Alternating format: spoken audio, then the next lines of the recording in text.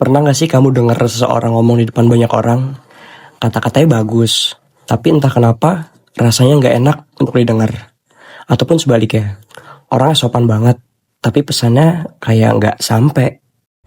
Dari situ aku sadar, ternyata public speaking itu bukan cuma soal lancar ngomong di depan umum, tapi juga soal gimana kita menghormati audiens lewat cara kita bicara. Dari situlah pentingnya etika profesional dalam public speaking. Halo semuanya, kenalin, nama saya Rizky Ardianto Lele, dan hari ini aku pengen ngobrol santai aja tentang gimana etika profesional bisa bikin kemampuan public speaking kita meningkat. Tapi gak cuma itu aja, juga bisa bikin public speaking kita berkelas dan berpengaruh, apalagi untuk di dunia kerja. Nah, jadi apa sih yang dimaksud dalam etika profesional dalam public speaking ini sendiri? Simpelnya, ini tuh kayak sikap dan tanggung jawab kita saat berbicara depan orang lain. Kalau dalam dunia kerja, contohnya itu kayak kita tahu apa yang kita sampaikan, kita tahu bagaimana cara kita menyampaikan dan kepada siapa kita berbicaranya. Nah, ada contohnya kalau misalnya kita lagi presentasi ke depan atasan ataupun klien, kita tuh harus jujur soal fakta yang kita sampaikan.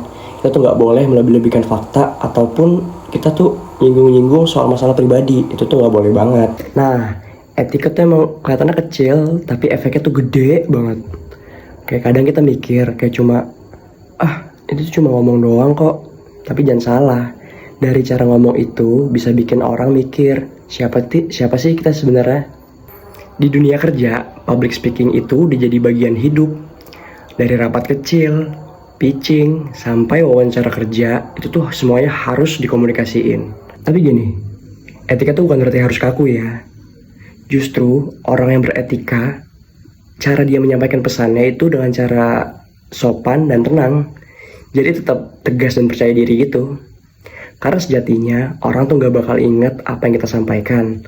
Justru orang inget gimana cara kita menyampaikan pesan itu dan gimana cara kita memperlakukan mereka lewat kata-kata. Nah, contoh simpelnya tuh gini.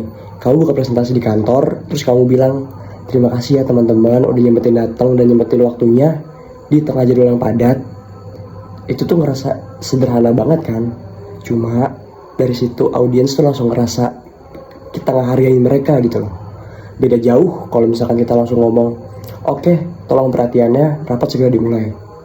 Kayak kadang tuh bukan isi pesannya yang orang lihat, tapi cara kita nyampain pesannya nyampe gak sih ke hati orang masing-masing. Setiap kali kita berbicara, itu tuh kita nunjukin siapa diri kita sebenarnya. Dan etika profesional ini bukan cuma ngajarin kita buat terlihat pintar dan profesional dalam berbicara, tapi juga ngajarin biar kita terlihat berkarakter dalam setiap pembawaan bicara kita. Jadi yuk mulai sekarang biasain berbicara dengan niat baik, dengan empati, dan dengan rasa hormat. Karena di dunia kerja yang dinilai itu bukan cuma gimana kita berbicara di depan banyak orang, tapi bagaimana juga kita menghargai orang lain lewat setiap kata yang kita ucapkan. Terima kasih udah nonton. Semoga setelah ini kita jadi pembicara yang gak cuma pintar ngomong, tapi juga beretika dalam setiap kata yang kita keluarkan. Terima kasih.